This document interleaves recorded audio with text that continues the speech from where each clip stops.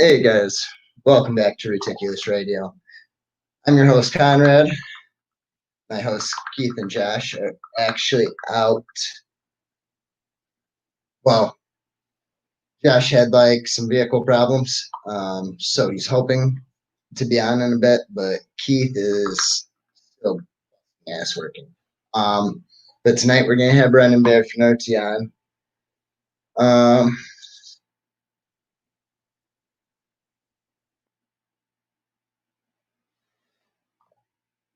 We're having Brendan Bear Finerty on. He's going to show us, I think we're going live from his lemur cage, possibly. He's going to show us some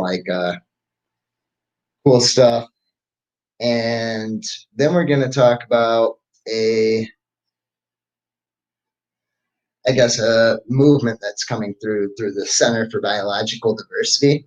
They come off as a conservation group, but it turns out they're highly against keeping. And here he is. So we're gonna add Brendan to the stream, but we will talk about that though. Hey guys, how's it going? I know we're hoping to broadcast. We're hoping to hop in the lemur cage here in just a few minutes. We're waiting for the rain to let up because they are not a big fan of getting wet. Oh man, that's perfectly fine, man. So we're watching the radar, so it looks like it's saying like 9:10. It should clear up. So. Oh yeah. So you actually just recently started a YouTube channel, right? Yes, sir. You wanna give us a gist on what that channel is going to be about? So what we're actually going to do is my family and I have kind of made it a goal. My wife and I's anniversary is actually 10 years tomorrow. And when we first started dating, I made a joke to her. I said, in my lifetime, I'm going to go and visit 1,000 zoos. And she's like, you're going to go see 1,000 zoos? I said, yep. And she goes, that's like 100 zoos a year. I said, well, if I do it over a 10-year span, yeah. I said, but it's a lofty goal, but we're going to do it. And to this point, as of tomorrow, she and I will have been to 81 zoos together in 10 years. So roughly 8 different zoos a year. But when we had our children, we actually sat down and said, this is kind of going to be a little bit more interesting if we could take our kids around the country, eventually around the world, take them to different zoos and stuff. So we're going to have all the different zoos that we visit on there. We are going to have the different animals that we own. We're going to do short 5-minute, 10-minute videos on stuff like the lemurs, the big snakes. We're going to go around and visit a lot of our friends who own major zoos, especially here in Michigan. We're going to do a lot of behind the scenes stuff. We are going to try and cover, general zoo debunking myths, do a lot of the stuff that the general public doesn't get to see to kind of get people away from the animal right aspect and, more comfortable with the animals that we're surrounded with every single day, both native, exotic, domestic, all that kind of stuff. It's going to be a really fun little project we're working on. And to be honest, as we saw the last time I was on here, I have absolutely no idea what I'm doing with technology. So it's going to be very, very interesting to see it in that regard. Yeah, that happens, man. So I guess I did want to get to that link I sent you, the bill they're trying to push through. I was talking a little bit about that, but we're gonna actually have Jeremy Turgeon. He's the manager over at Nerd, and he also has his own breeding project going on. He's gonna come on in a bit too and talk with us about that because I just brought that to his attention as well. And so I brought it to Mike Clarkson's attention, and he does he helps film Shark Week. He does a bunch of filming. He filmed Dead by Dawn, which is a nature series. Yeah. Yep. I know what you're talking about. Yeah, that's a really good series, by the way. It's fascinating. Mike's a fantastic guy. Yeah. So I was talking to him about it, and what I didn't know about the Center for biological diversity is that they helped back HSUS and PETA on the python. Really? Yeah, they are 100% anti-keeping. Oh, HSUS. Yeah, that aspect I did know, and oddly enough, I recently just found this out and ended any loyalty that I had to them. Chewy.com has just donated $1 million or $2 million to HSUS. Really? And yes, so a lot of animal people were up in uproars about that because it's like you said, HSUS is anti-keeping everything. They're in bed with PETA. They want it, to end it all, which doesn't really make a lot of sense. But most things, animal rights people don't make a lot of sense. Right. Yeah, I don't know, man. It's been crazy because like they the way like I came across them is that they were promoting like endangered species and stuff. They were all for educating everyone on endangered species and helping out like conservation wise with those. So I started getting like their newsletters, and then they started inviting me to conference calls, which I never did. And then last night I get that text from them, and it said something about a wildlife ban. I'm like, whoa, wait a second. And then they sent me a link on it, and I told them I can't support their efforts.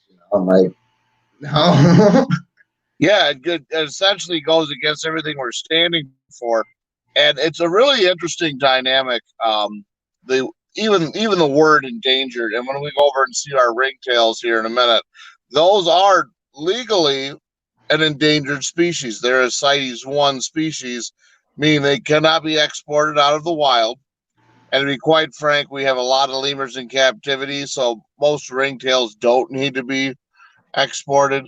Um, but endangered literally means endangered in the wild. Their numbers in the wild are declining. I guess a good example for that and for the reptile community would be axolotls. Everyone, the axolotls are, you know what I mean? Yeah, The salamanders with gills. Those are actually almost extinct in the wild. yeah, But you can go to any reptile show and buy them for what, 15, $20? yeah. I mean, there's a million of them in captivity. I once had somebody try to give me 300 of the fuckers. The, And like half of them will have died, at least. that's my point, and this is an animal we're literally saying, it's going extinct, and we're paying $25 for it. But we cannot use the term endangered when a population is thriving in captivity. And it's kind of interesting not to go too political on it. But when the Obama administration was in office, they passed a law that made it so that endangered species couldn't cross state lines. Really? Yeah, so like if someone had come to me and said, "Hey, you know what? I have ring-tailed lemurs in Ohio for sale." Legally, they couldn't sell them to us in Michigan. They couldn't sell them to you. But you tell me right now how you owning an endangered lemur in Michigan as opposed to Ohio is hurting the wild population. Right. If you want to get real technical, the biggest problem is that you're promoting inbreeding because you're saying, well, if you've got 100 lemurs in Michigan, breed those. You can't breed anything else. Well, you know what? I want to get a new male or a new female with different bloodlines out of Ohio. Too fucking bad. Right. That doesn't promote anything like that. And it's kind of ridiculous. People don't formulate that on paper. Yeah. Yeah, I've always wondered like how often stuff gets inbred in captivity due to a lot of laws. So Well, inbreeding in captivity is a different. That's a whole different can of worms, and I'm sure whoever you said you're having Kevin on from Nerd. not Kevin, Jeremy. Jeremy, I'm sorry. Okay. I mean, they can tell you, most responsible breeders are going to sit there and they're going to track and say, hey, this is mom, this is dad, blah blah blah. Not as that way you can kind of shy away from inbreeding, but then you have the guys who are just wanting to mass produce as much as they can, and they'll breed, they'll sit there and line breed, 10 generations down. So Yeah, you'll get no genetic diversity. And it's not as much in reptiles. I don't think it matters as it does mammals, and I could be wrong because I'm not a big reptile breeder. Um, but mammals, I mean, it's a huge issue. right. Yeah, I could definitely see that. Like even with English bulldogs, I know some people inbreed those. Don't even get me started on people fucking line breeding dogs. Jesus Christ.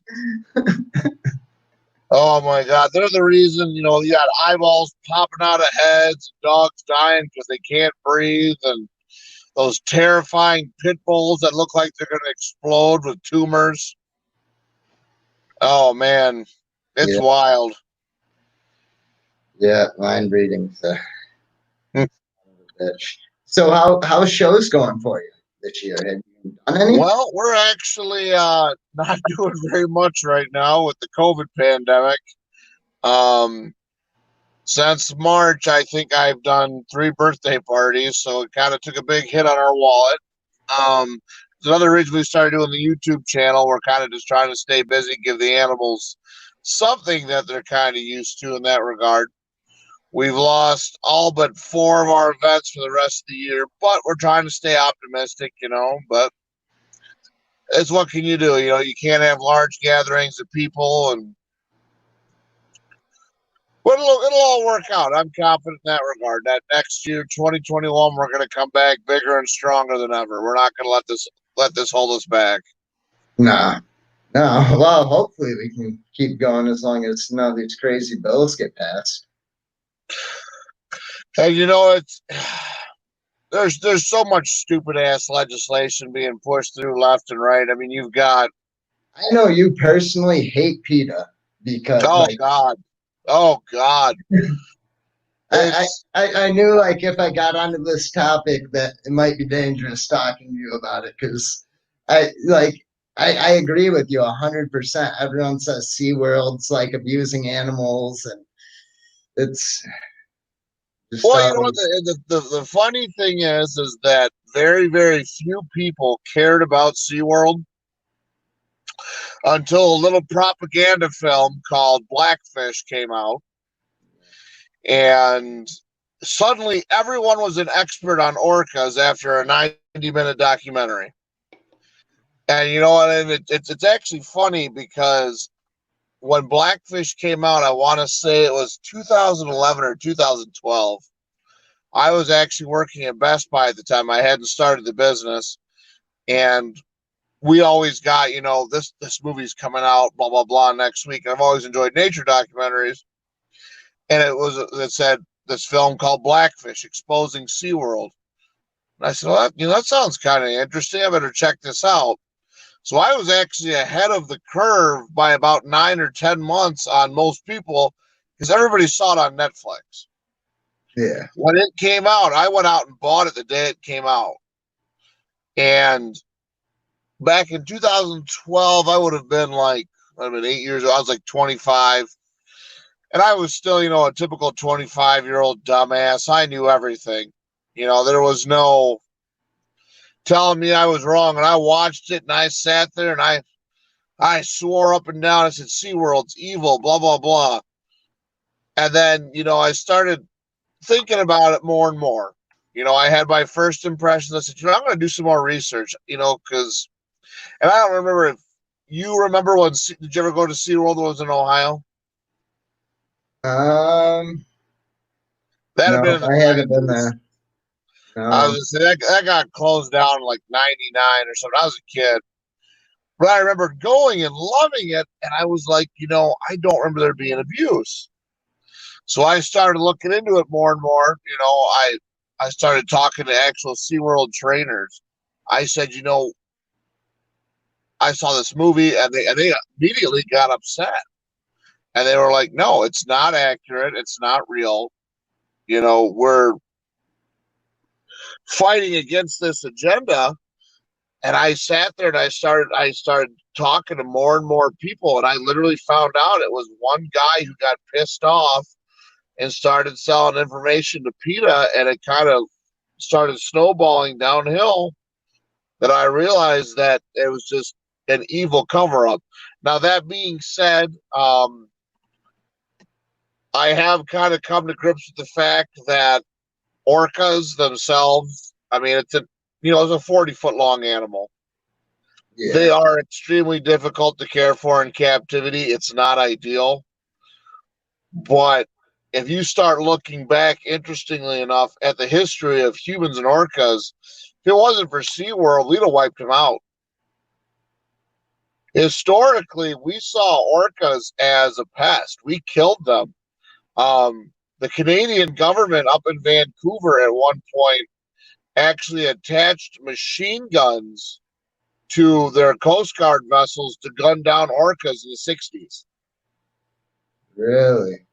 Yes, there's a whole big book on it. I mean, you want to talk about some wild shit that they used to do over there to protect the salmon runs. I mean, they were going after the basking sharks that sit on top. They would put cutting blades on the Coast Guard freighters and slice these sharks in half. They were poisoning the whales because they thought they were protecting it. And then one guy literally said, "You know what? I want to capture an orca. I want to be able to do, captive orca tanks, blah, blah, blah." And it completely changed our view on them. I mean, we literally saved orcas because of Seaworld. We used to view orcas the same way many people view snakes and spiders. Hey, how's it going, Jeremy? Yo, what's going on? So we're just kind of talking about kind of PETA and everything. Oh boy, so I got here right at the right time. Yeah, sounds good. But yeah, he was talking about the history and dating back to like how we would have already wiped orcas extinct if it weren't for cap. It's very true. So. It actually just stopped raining, so if you guys want to hold on 2 seconds, I'm going to dip out. I'll come right back and I'll go set up in the lemur cage. All right, sounds good. All right, I'll be right back, gentlemen. All right.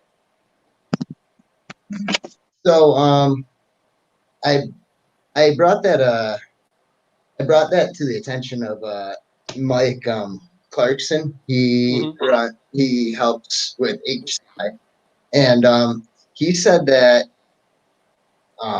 what is it, the Center for Biological Diversity, they are a huge like PETA backer and HUS backer, help back the python ban, and they are just 100% like against keeping. So what do you think this is going to look like? We have more and more people taking aim at our hobby now. Yeah, I'm not surprised. I mean, we're always under attack by organizations like this, and with everything that's going on with COVID and just it being brought up that it is coming from wildlife. As soon as I saw the articles about that, I knew we were going to be needing to prep for some BS. The most important thing for us, especially as reptile keepers in particular, is we need to be supporting USARK. As great as it is to share a post and make your timeline aware of what's going on, if you can do any kind of financial help, even if it's $5, you might think that that's not a lot of money, but if there's 1,000 people that are giving $5, that's $5,000. You know what I mean? That's a good chunk of change. That's the stuff that is going to really be crucial for us, because if this gets any kind of traction and goes to any kind of federal court or anything like that, USARC is the place, is the organization that's going to be standing up for us in that courtroom, and lawyers ain't cheap, especially when it comes to federal legislation. Not at all. So that is massive, and I haven't spoken to Phil in a few months, but I'm sure he's been made aware or has probably caught wind of this. I just got an article from a buddy of mine up in Canada about Canada's version of PETA is going to be trying to crash down on the ball python market. Oh. I read that article a little bit. I was talking with Kevin about it, and it's all BS, and the ironic thing about that particular article was they cited Dave and Tracy Barker as a source. And I was like, so you want to end this hobby, yet you cited two of the people that created this hobby. Right. That's cool. That's insane.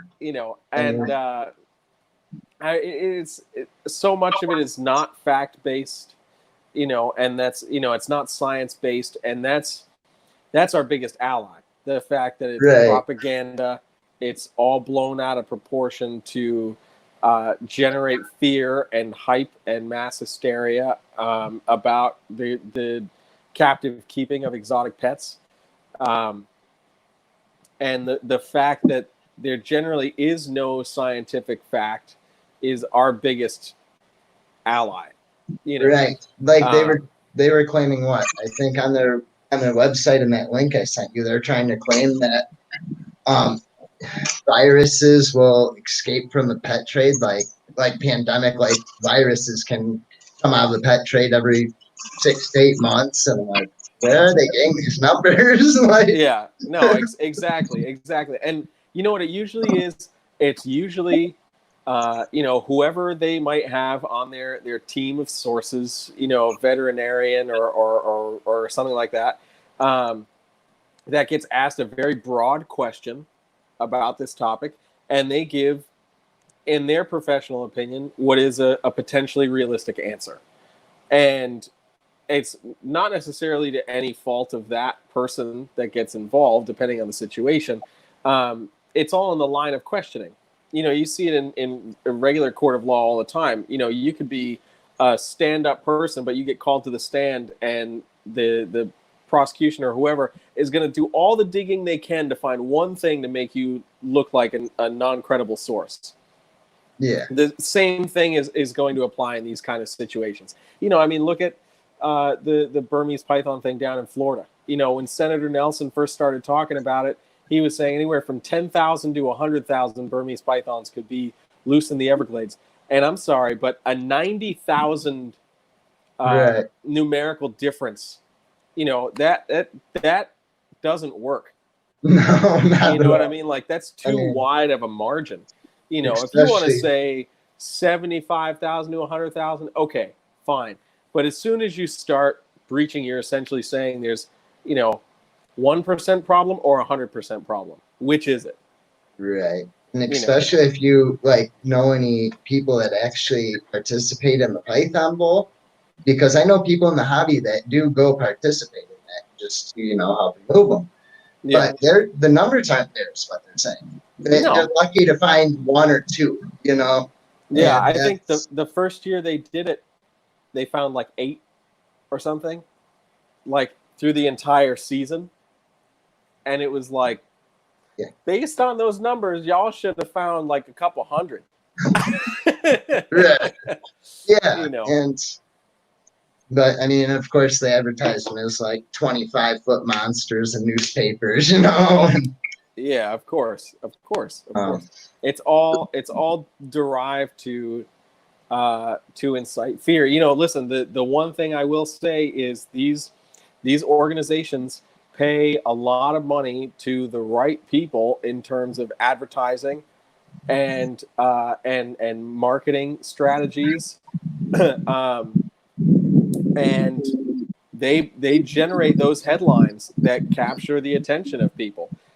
Be it somebody who reads that headline and article and believes, oh my God, this is true, or somebody who reads it and is like, well, that's utterly BS.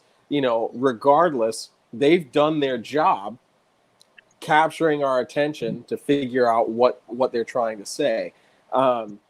We don't have that in the exotic animal industry, because most of us, unless you work for a zoo or you're a part of a bigger team like that is generally what the real world would consider professionals, people with degrees who get paid to sit in an office and BS their life away. That's, if you don't have that, the reptile industry doesn't. We don't have that. U.S. Ark is the closest thing we have to that. You know what I mean? And the biggest headline that comes out of U.S. Ark is action alert. Which we need to see. Right. But anybody outside that field doesn't see it. They see action alert and they're like, "What the fuck is this spam?" Like get out of here. But you see dangerous python encroaches on human whatever, or shit like that. Yeah. That your attention is immediately grabbed. So they've done the work in that area to make themselves seem so valid and so correct to the people that know nothing. And we are literally seeing that with just about every media source, no matter what the context is. Some kind of headline exists that grabs your attention to make you say, "Oh my God, that's crazy," or "What a crock of shit." Yeah. Every day on Facebook, I at least see 20 articles. I've been spending a lot less time on Facebook. Yeah. Well, and you nailed it perfectly. And I think my favorite part about the Burmese pythons is that you'll see, and Conrad can attest to this, my hatred towards outdoor cats, is you'll see the headlines, "Watch your cats." The only thing I can think of is, if your cat's safe in the house, why are you worried about it being eaten by a Burmese python? Yep. Right. I mean, your Bingo. cat's just as invasive, if not more invasive, than that Burmese. Well, actually, if you want to look from a global standpoint, and Jeremy can probably attest this a little bit better than I can. Burmese pythons are probably what, in a 500 square mile range, if that. Probably so, if that. Yeah. And then you have cats that are killing species on every continent in the world in every single environment. Yeah. We're here in Michigan, and you're seeing them decimate bird populations. If a Burmese python gets loose here, it's dead after 4 months. Yeah. It'll have the summer of its life, and then as soon as that first cold spell hits in November, I mean, you're not slightly concerned about. We can have the most mild winter on record, and if it's 3 days of cold, they're dead here. Yeah. But people will sit there and they'll tell you, "Oh my God, the Burmese pythons in Florida are so bad." Yeah. But it's like, your fucking cat's going outside. Well, no, that doesn't make a difference. Cats don't do anything. They're part of the food chain. Yeah. And top to bottom, it's this whole snake thing is just ridiculous. Oh my, yeah, we're It a really part of is, this man. Michigan Nature Lovers group, right? And I forgot about this. yeah, so someone posted a picture of their cat. And said something about she didn't know what to do with a certain area in her yard. She didn't want to use poison because she didn't want to kill her little huntress, as she called it.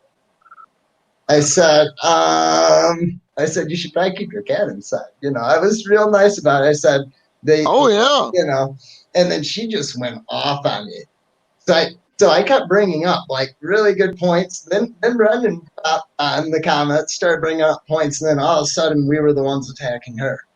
Yeah. Like, oh my God. Because so look at it this way, man. Look at it this way. So like when it comes to domesticated mammals, right, in particular dogs and cats, if you hear one iota of information in a news outlet about somebody being cruel to a dog or a cat, yep, it incites outrage, national outrage in some instances.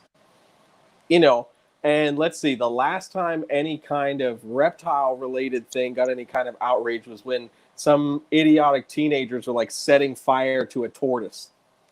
or something like that. And then people were like, well, that's just dumb. But you'll freaking swerve in the middle of the road to make sure you hit the goddamn thing. Right. Yeah. Or a secondary point to that is that woman that got attacked by that alligator in South Carolina. There were a lot of people that were like, she was stupid, but that nails it because alligators, out of all reptiles, are like turtles. They're iconic. You know, if you tell people alligators are going extinct, they're like, well, what do we have to do to protect alligators? Yeah, we don't want alligators to go extinct. But if you tell somebody, you know, well, you know what, you probably shouldn't kill that eastern milk snake just because it looks like a Massasauga rattlesnake, or you guys really have the timber rattlers up there. Yep. Well, I didn't know, and I didn't want to take any chances. So you can't learn to identify the two venomous species that live in your area. I mean, Conrad can attest this. My son's 2 years old, and he can literally tell you, I've taught him, if it makes a rattling noise, don't touch it. Yeah. That's the safest thing. He's not like, well, Dad, you know what? To be safe, I should go grab a shovel. He's like, well, I'm not going to touch the damn thing. Exactly. Yeah. No, I literally just got tagged in a post on Facebook. A professor friend of mine around my hometown was out jogging on one of the local mountains, and for 2 days in a row came across a copperhead along the trail. And she's not a reptile person, but the second day she got a picture of it and posted, you know, who can ID this, whatever. And I was blown away at the number of people that were totally misidentifying the snake. There were a good like 30 or 40 comments on there misidentifying it, like 6 ways to Sunday. I was like, guys, we in Massachusetts have nothing that looks like a copperhead. Not a one. No bright orange snake anywhere. It's all right. Someone posted in like our local like city group on Facebook last year a picture of a decays. You know, story decay. Yeah. And there were 10 comments telling him it was a baby eastern Massasauga. Oof. Did you see the one from here? I wanted to shoot myself. It would have been up by you last year, Conrad, Roscommon area. Someone killed one because they got on Google and saw a brown snake and thought it was a king brown. Oh, wow. I will try and find it for you. And this guy's holding it out. You know, a little 8-9 inch decays brown snake, and he's like, "This is the world's most venomous snake." And I was like, "Yeah, in Australia." I said, and this guy was just so proud that he had killed this slug eater and protected his family. I'm just like, Jesus Christ, what the hell is wrong with you? Yeah, I posted something on my Facebook. I had this dude on my Snapchat posted a photo of this hacked up snake. I assume it was like either a black racer or a black rat just from where he lived, but I couldn't tell. That's how freaking destroyed it was. And I was like, why the hell would you do that? And he's like, well, it got into my neighbor's yard. They had a birdhouse, and it got into the birdhouse, and they all had babies. And I was like, you know, that's what they do, right? Like, they do that. That's called easy food. You know, I was like, you just killed that thing for doing exactly what it was supposed to do because your neighbor decided to make it much easier for the circle of life to happen. And he's like, well, you know, the baby birds and blah, blah, blah. And I was like, the baby birds got eaten. And you didn't solve anything by killing the snake. And let's take that even a step farther. I had farther. blackbirds eat my grazed tree frogs that I have outside my house every year. Outside our back porch, we always have grazed tree frogs. Well, this year we don't have any because blackbirds decided to eat them all. And I didn't go and kill the blackbirds because they ate my grazed tree. Well, let's take that even a step further. It's like you said, this guy's out here worried about a black rat snake eating these birds. How many live traps does he set up around his neighborhood to trap cats? Yep, exactly. Yeah. Oh, but cats are part of the circle of life until the coyotes show up, and then I get hired to shoot the coyotes. Yeah, that's how it is, man. Fluffy can't be bad. Yeah. Fluffy is adorable. Fluffy, I get to pet Fluffy all the time. She comes and sits in my lap and loves me. So I don't know what you're talking about. Fluffy is necessary. Exactly. Fluffy is necessary. I think we gotta run with that.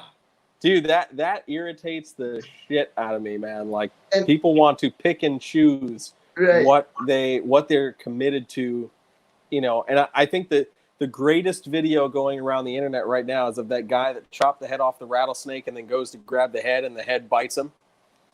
Oh man, I did not see that. Oh, I haven't seen it, but the next time it pops up, I will send it to you because it was perfect. I was like, this is when people are talking about this is when you get nailed by a snake. This is exactly what they're saying. Like, it's not only instant karma, it's like it's the prime example of why we tell people not to get too close and kill snakes. Exactly. You're gonna get fucking bit. Exactly. It blows my mind. It absolutely blows my mind. I think he froze or his phone died. Uh-oh. I don't know. Yeah, for real. Yeah, but it's crazy because we were talking about that same thing because that lady with the cat, you know, she kept going on, you know, and you know, it's funny. The same group on that same Michigan Nature Lovers group, I've posted a few different types of like wildlife pictures. Snake pictures get the worst rate every time. Oh, always. I decide to post those in there. I mean, of course you can love nature, but you can't love snakes. Yeah. Snakes aren't nature. Snakes are evil. Yeah. Dude, it always... Thanks to a certain Christian culture. Yeah. Dude, it's that, and then it's like, I don't know how many times we've seen people come for facility tours at Nerd, and they've been like, my sibling scared me when I was 3 years old with a snake, and now I'm like petrified of them. And it's like, okay, well, have you ever tried to get over that fear? No, I can't even look at a snake.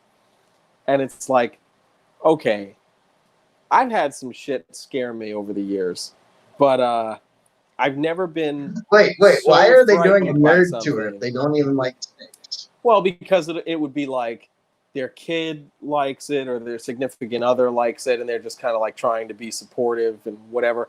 And in a lot of cases, especially like if they're on the tour with Rob is really good at getting people over their fears. So most of the time, those same people end up at least touching something, you know, and a lot of times that makes the biggest difference is being able to have a hands-on experience. But dude, it really is amazing, you know, and it's like, I get the fear of the unknown thing, you know, like I don't discredit that or think that that's invalid or anything because, you know, if you don't know about it, nature tells you should be afraid of it if you're unsure of what it is, you know, but in that instance, it then becomes our choice to either learn about it and try to overcome that fear or stand alone in ignorance, you know, and 9 times out of 10, the vast majority of people would rather just stand alone in ignorance unless it's something so amazing, you know, that they're drawn to it, you know, and I think that's one of the vital aspects of the captive reptile industry, especially stuff with like ball pythons and leopard geckos and corn snakes and stuff that have so many different colors now and patterns that, you know, a normal ball python might not catch somebody's attention, but fluorescent pink and yellow and purple ball python might 100% do that. And then that person's going to want to learn like the coral more about them. And stuff. Exactly. Dude, we get calls all the time for people that they want a single gene coral glow or they want a blue-eyed leucistic ball python because they saw a picture of it and thought it was the coolest thing in the world. And, you know, to those of us that have been doing this for forever, you know, we might still think they're cool, but we don't necessarily have that same visceral reaction to it. We're like, oh my God, I have to have that. You know, like for us, they're like, oh great, another way to make a white snake. You know, but right. If that's what it takes to get somebody to go the first time I saw a coral glow in person. Yeah, no, dude, there's nothing like it. There's nothing like it. So if that's what it takes for us to break down that barrier to have somebody be like, "Oh, I want to learn about this now." Then, dude, that's awesome. It's not like a tiger or a lion that you see at a zoo and you're like, "Damn, that's impressive," because it's a 500-600 pound cat. That you can immediately go back and relate to Fluffy. Like, I saw your Right. cousin today at the zoo. Like, no, go away. Sorry about that, guys. Out of nowhere, our female lemur jumped on my shoulder and knocked my phone out of my hand. I dropped it in her water ditch, and I Oh no. had to come grab my wife's phone Oh, real quick and finish up from inside the car. oh man, I am sorry. Oh, shit Maybe happens. screaming I've from got inside the room insurance. So. enclosure is a bad idea. No, it was a fantastic idea. I mean, she finally came over and sat on my shoulder, was giving me the shot I wanted, and she knocked my phone out of my hand. So no, it was a fantastic idea. We'll try it again. I'll just make sure next time I put maybe on a selfie stick or something so we get a wider range. Yeah. And move the water bottle. Exactly. I didn't even realize it's next to my Yeah, chair. move the water or get away from the water. Yeah, they're in a 20 by 10, and I'm sitting by the 8-inch diameter water bowl. Oh, Never man. a dull moment. Never. That's what makes our shit better than Fluffy. Oh man. Yeah, that. What last time you tried to hop on, you got bit by a kinkajou, right? What's that? Sorry, you cut out for a You second were gonna there. pull out your female. Last time you were gonna show a kinkajou and got bit, right? Yeah, I was actually dealing with her right before I came on. This time the That's wind why I was packed about the 30 water. seconds late getting in. They knocked down their bed, so I had to go into the Devil's Cavern itself and rehang it. Oh man. As long as I live, I will never understand why people buy those damn things. Yeah. Yeah, I remember working at a local zoo when I was a kid, and the two kinkajous we had were they were little demons. And it's funny because you all have reptile people who try to compare it to something. And I'm like, imagine a crocodile monitor that doesn't ever have a chance in hell of taming down. And they're like, really? I'm like, yeah, but it's meaner because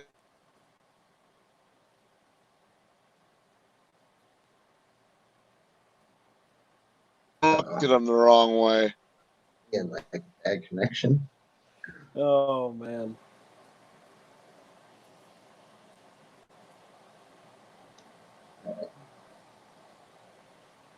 We all there? Sorry, I'm kind of losing everyone. I'm like having like a kind of shit connection. Yeah, Oh man. kind of. I'm kind of. I don't know what's going on because I'm like right by the router too. So. Huh. I think it was partially me because I'm nowhere near my Wi-Fi, my truck. Oh, maybe so. So. Oh man. it happens, man. Yeah, but so do you know if that's something Ozark's gonna? Do you think Ozark will bring that everyone's attention? Or USARK? Will they bring like the I don't think whatever the event. The Center for Biological Diversity? Yeah, I don't know if they'll bring that that event that they're trying to host to attention, only because on the grander schemes, there's more pressing matters. There's legislations that are already happening and trying to be passed because of this same kind of stuff. So I don't think unless it picks up some major steam. And gets any kind of major traction, I don't know if they would bring it up because they're already already fighting, again, like I said, legislation that's kind of around the same topic. The most important thing, again, I think for us to do is, like I was saying, to continue to support USARK, but also to make sure you're doing your part in any way that you can to educate the people that you have direct contact with, be it via Facebook, via Instagram, if you're not social distancing, motherfuckers, the people you see on a daily basis, and just being like, finding some way to even just crowbar the conversation in there about like, dude, like yesterday, my fucking lemur made me drop my phone in my water, in the water, you know what I mean? And like, wait, what? You have shit like that? I'm 100% firm believer that like it's just like anything else, initiating the conversation, whether you are dealing with somebody that is willing to listen to what you're saying or not willing to listen to what you're saying, the fact that you attempted is literally the first step. USARK, when it started and still is a grassroots effort organization, yes, Phil has a great team to get stuff done. But at the end of the day, like, it's on us, the people who actually keep these animals and want to continue to keep these animals, to be doing the work outside of just talking to our senators and sending emails and sending letters and all of that stuff. I literally, when we were fighting the federal python ban, I literally had like a whole bunch of friends come over and just have a letter signing party. Like we just ordered some pizza and like, I think there were maybe 15 or 20 of us, and we were just signing these letters to send out, and that was something really simple, even if they didn't fully understand what it was that they were signing, just to be able to say like, hey, you know what, my friend does this and he really enjoys doing it, and I want to make sure he can still do what he wants to do because he's my friend, and that's what some of them just came for that fact alone, and I was very appreciative of it. But those conversations are literally what will save us, and if there's somebody that doesn't want to listen and they got a stick up their ass for one reason or another, the easiest thing to do to tell them or most of the time, is to say, well, what if somebody told you couldn't keep your cat anymore? Or what if somebody told you couldn't keep your dog anymore? And it was either your state or the federal Or what government. if someone told you couldn't keep your guns anymore? Yeah, true. That gets a lot of people every time. Yeah. Well, I mean, Jeremy kind of nailed it right there. The problem is that the animal industry as a whole, we are so split and so divided. I mean, you have reptile people, you have big cat people, you have horse people, you have dog people, you have cat breeders, you have dog racers, you have all this, and everybody can't seem to get on the same page. And I have openly talked to people, who'll be like, well, they should ban exotics. I'm like, well, why are you telling me that you can own a horse, but I can't own lemurs? Well, lemurs are wild animals and horses are domesticated. I'm like, okay, that's a solid argument. And I said, but you have to understand that PETA is, groups like PETA, groups like HSUS, and hell, you could just take city people and just group them into it. They don't see why we keep anything other than a rock. And I've literally sat there and talked to horse people. I'm like, you know what? I don't care if you guys want to keep horses or not. I said, but I wanted to tell you this. I want to point this out to you right now. I said, you're keeping a 1,500-pound animal in a 10 by 10 square for 18 hours a day. If my animals get banned, PETA's not folding up shop. They're coming for you. And it's the same. I mean, you saw with the Greyhound racing ban in Florida. Everybody's like, oh, we ended dog racing.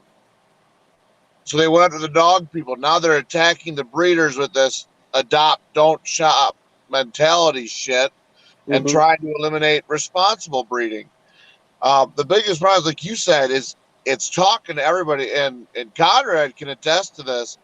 I will literally set myself up to almost be attacked, but I'll go out of my way to try and find animal rights people and Mm-hmm. add them on Facebook. Oof. Just, well, here's my logic behind it. Yeah. Is if I'll put something and then they'll attack. And Yeah. I have for the most part developed, enough of a thick skin to where I don't even get mad. I'm starting to bait them in, and they're coming at me guns blazing, saying, all this dumb shit, calling me names, saying all this. Mm-hmm. And I'm just sitting there calm, presenting my case. 10 minutes in, they look like an absolute fucking lunatic. I look like a genius. And what I tell everybody is, I said, I might not convince the one idiot who's screaming at me in my face, but the 1,000 people that are reading that argument, they're like, do I really look that stupid when I say he shouldn't be allowed to own big snakes? Do I really Yeah. look that stupid when I say you shouldn't have lemurs, even though they're better taken care of? And I mean, I'll have people message me that are like, I don't know how you stay so calm. I don't know how you did that. And I'm like, it's because if I start calling everybody and their brother a dickhead, no one's going to listen to me. Yeah. There has never been a single person who's changed their mind. If I'm like, you know what, you're a giant piece of shit. Keep your cat in the house. No one's like, damn, you're right. I am a big piece of shit. Thank you for telling me. But Yeah. if I'm like, look, your cat's going outside. It's killing birds. At least try to keep it in. That looks better than them going, no, fuck you. I'll do what I want. Because other Yeah. people are like, well, he kind of looks like, me. He looks reasonable. Well, you got dickhead Dan here who doesn't know shit. He looks pretty stupid. Maybe I should keep my cat in the house. Maybe I should, have this guy come to my birthday party with a giant snake. Right. And it's like I said, and people will get mad at me, like in the animal industry, and they're like, your page is full of animal rights people. I'm like, I want them here because there is two sides to every argument, and they're showing the stupid side. Yeah. I mean, if you can blatantly show that there are lunatics amongst us, I mean, it makes everything so much easier. And that's what I told everybody. I'm like, I encourage them, like, if you have the ability to argue well and you can stay calm. And Conrad, you saw it the other day in that nature group. We sat there and just kept pounding that woman with facts. God, that sounded really bad. We just kept giving that woman. We just kept giving that woman facts about why she shouldn't kill snakes, why she should keep her cats in the house, and she ended up blocking us and calling us Yeah, assholes. she went as far as to say that. You're right. She went as far to say that any snake on her farm gets killed and thrown on the fence line for the eagles. Yeah, and that's kind of my point. Oh, Is that people like that, when they start saying shit like that, if you can push them over the edge, it's everybody who's reading it. Yeah. And it goes by the old saying, the squeaky door always gets the oil. Well, let the squeaky door speak up. And if you have the oil and you can shut it down, they don't have any momentum to get going. And Yeah. it starts to play back into our favor because people might be like, you know what? I don't know why you keep giant snakes. I don't like giant snakes, but you know what? If they're not hurting anybody, who cares? Yeah. I think that's probably one of the most important things is to take away from a lot of that is the people we have to talk to about this don't need to like what we do. They don't need to enjoy snakes and reptiles the way that we do, but they need to have a fundamental understanding of we have a right to do this. It's a luxury for us for sure, but we're able to do it, and if we're able to do it well, just like you're able to keep your horse or your whatever, you Yep. can maintain it well. There's no reason why we can't be allowed to do what we enjoy. Um, And so that's the key. So if you can get somebody to flip that switch of like, hey man, I'm not really a snake person, but I respect what you do, and I'm gonna put my foot out a little bit and be like, I want to help protect what it is that you like to do, especially in hopes that we would do the same for another aspect of the exotic animal uh, world Yep. if they became under attack as well. I mean, I forgot what the federal regulation was many years ago that was literally trying to basically be a blanket ban over every kind of animal, every kind of exotic, even plants. Yep. And that was probably one of the few times where you saw every aspect of exotic animal keepers and plant keepers kind of coming together and realizing like, oh, they're really trying to go after everybody. This isn't just a you versus me kind of thing. So it's huge, man. The dialogue is Right. huge, and I give you a lot of props for dealing with the psycho animal rights people, because man, we see a bunch of those people from time to time, especially in our YouTube comments at Nerd and stuff, and most of the time we just don't engage because usually by the time they've commented, they've already gone over the deep end. And it's like, we don't need to do any work. You already looked dumb, but like one of the things that hurts us too, especially in the reptile world, I'm sure it happens in other exotic animal spaces as well. We are so fast to turn on our own. Yes. And like, I don't know if you guys saw the video that went viral of the woman that got railed in the wrist by that retic. Yep. Yeah. So we just released a video a couple days ago with Kevin doing a real-time reaction to it. We made sure he didn't see the video ahead of time, and we just wanted his full-out reaction. And a lot of people who were waiting for our video on it assumed that Kevin was going to be like berating this woman with insults, when in fact he was like, okay, so here's what went wrong, and laid it out in a very well thought out, mild mannered kind of way. And the video is, I think, close to 100,000 views, and it's literally the best reaction video that's gone up. And that's not just because we've got a large platform, because the last few videos we had put up hadn't been doing that well and are maybe sitting around 15 or 20,000 views. So the size of our platform means very little. If people don't want to watch what we put out, they're not going to. Yeah. It's as simple as that.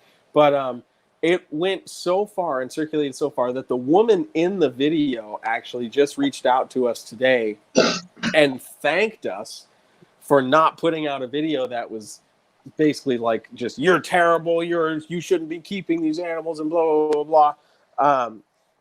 And she's like, I've literally been getting death threats and people threatening to come burn my pet store down because of this incident.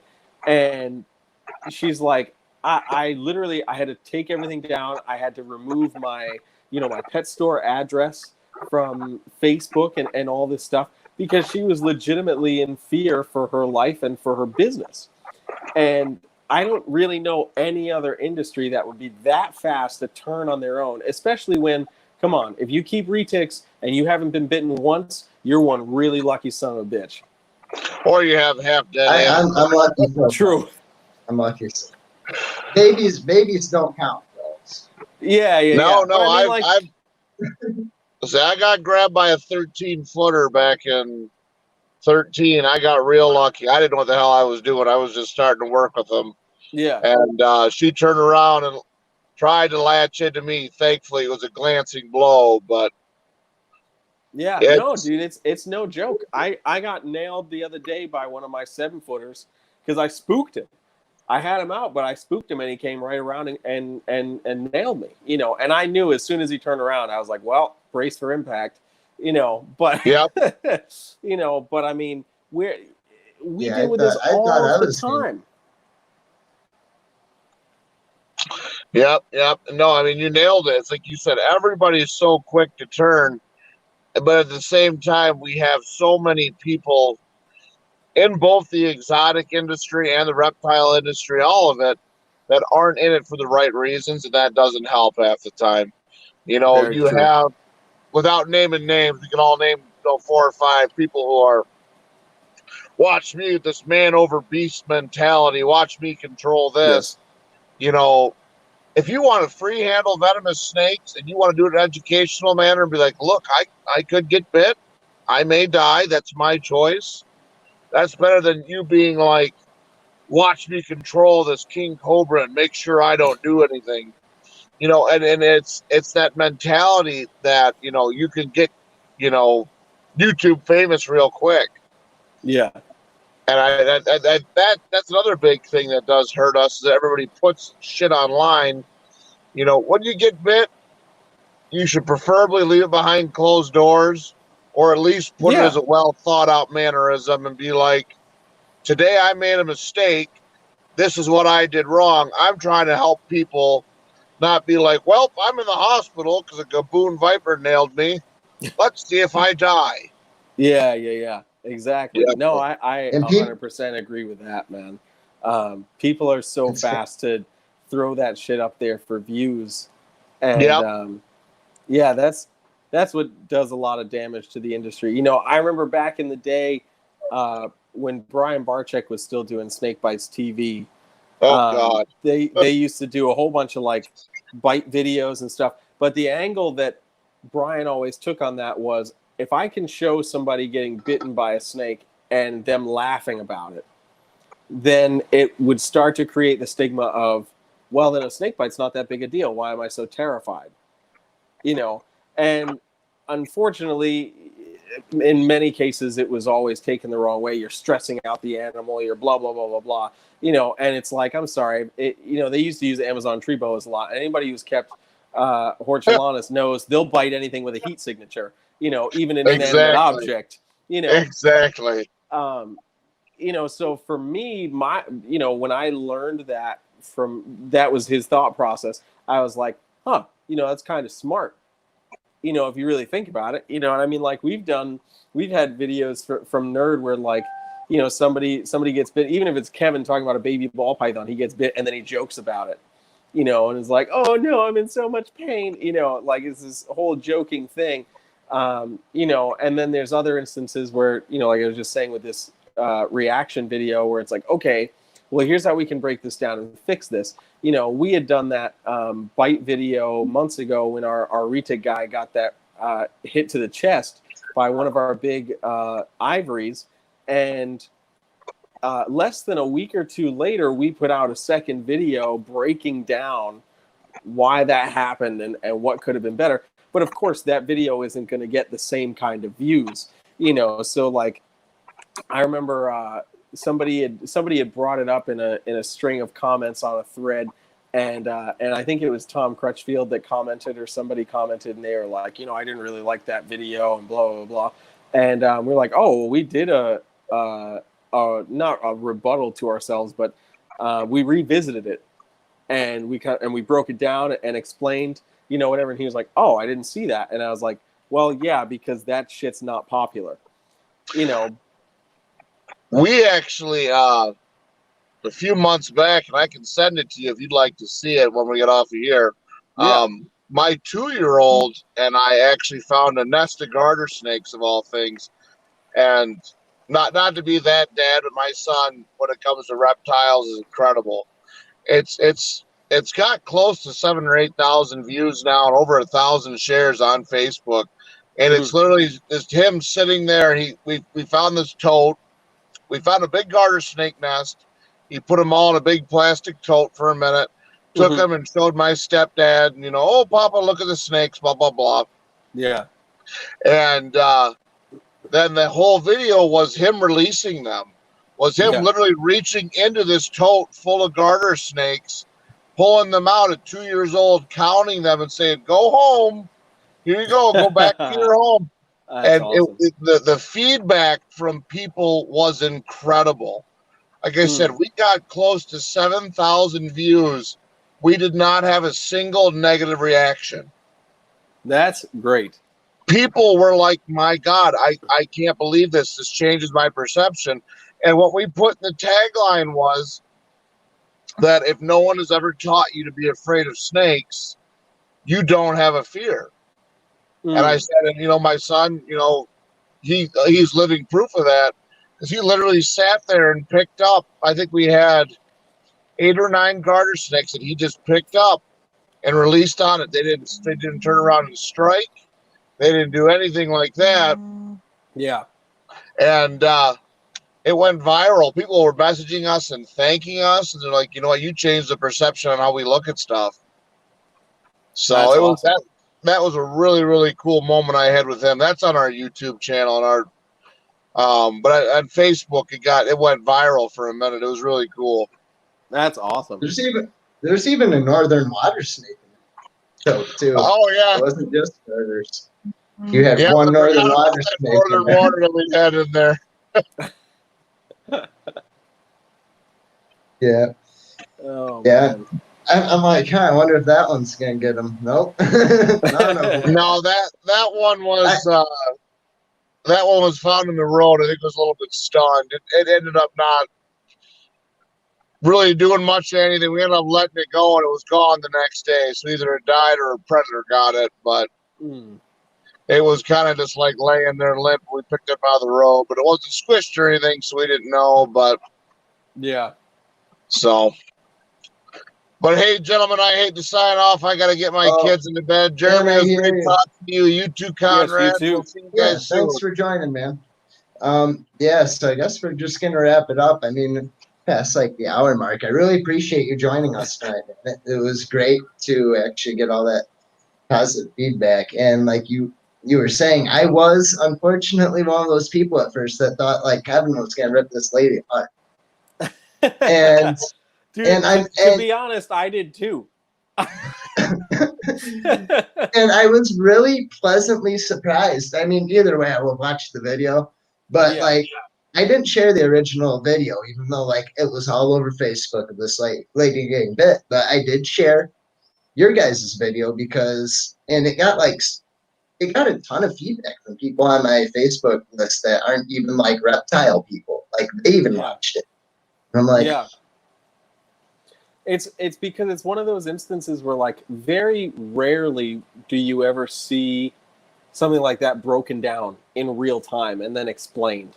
Because a lot of times whenever you see a snake bite, it's either like a really short clip that has been made into a GIF or something, or it's on TV and it's over sensationalized, and it's never like snake bite explained. It's always evil snake tries to kill you, and everybody wants to be like, no, I don't want to say that.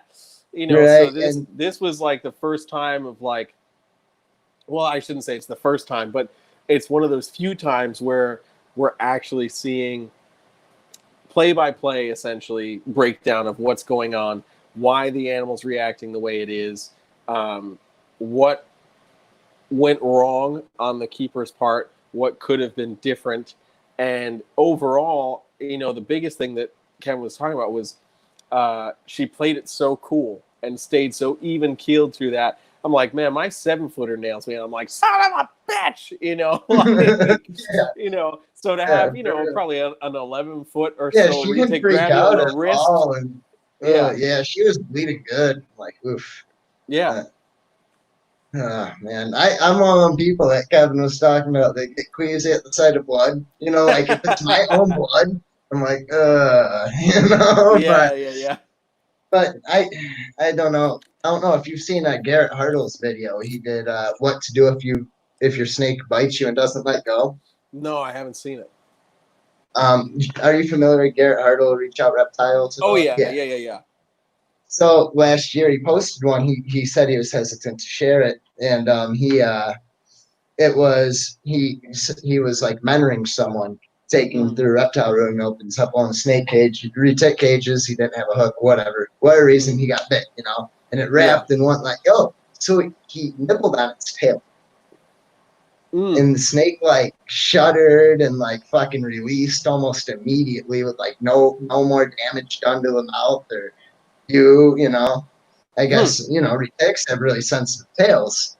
So if you were to, I guess, mess with their tail a bit, and they kind of, I guess, don't like it.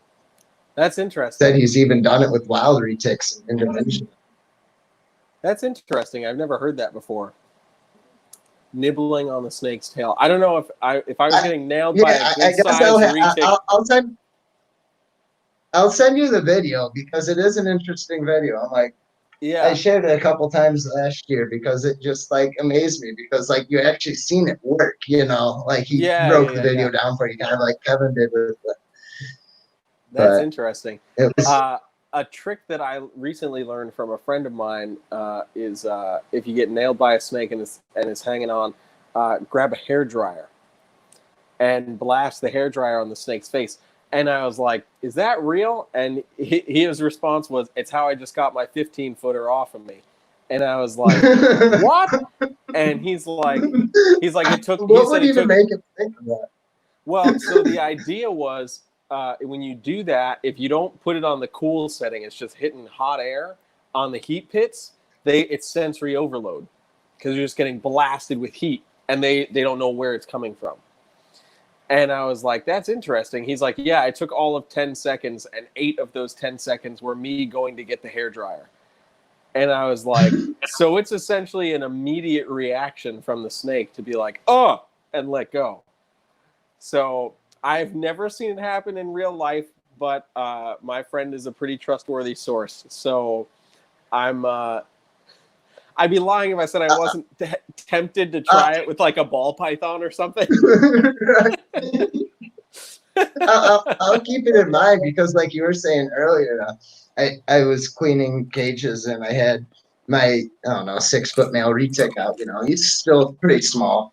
I actually got him from Garrett Hartle last spring, but he he got spooked for whatever reason and like whipped around. I thought I was gonna nail him. I'm like, oh boy. Here we go. Yeah. Yeah. Oh man. But yeah, man.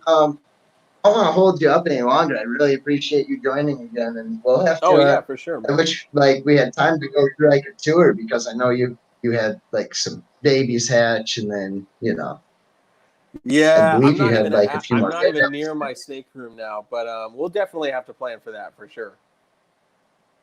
All right, man. Well, thanks, man. Definitely appreciate it, and For we'll sure. catch you next time.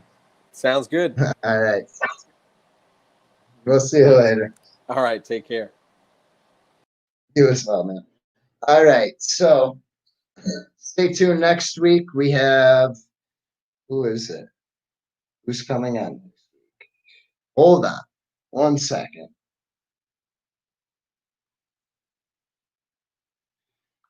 We have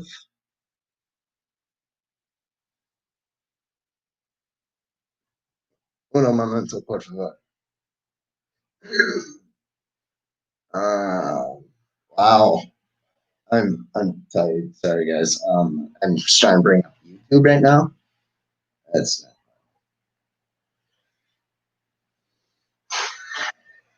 okay. So next week, Dylan Haynes coming back on next week with Old Blood Connection. So we will see you guys then. Stay tuned.